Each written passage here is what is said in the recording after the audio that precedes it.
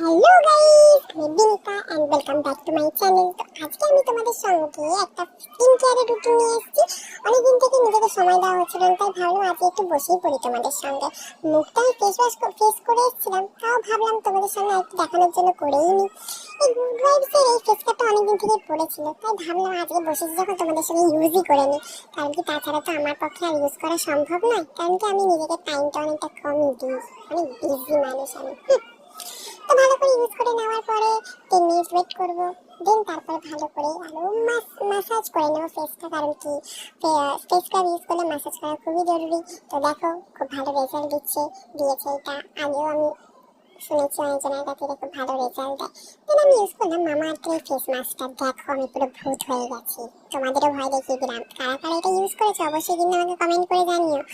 তো এটা ইউজ করার পর দেখো রেজাল্টটা দেখো, আমাকে খুব সুন্দর লাগছে না? দেখো অনেকগুলো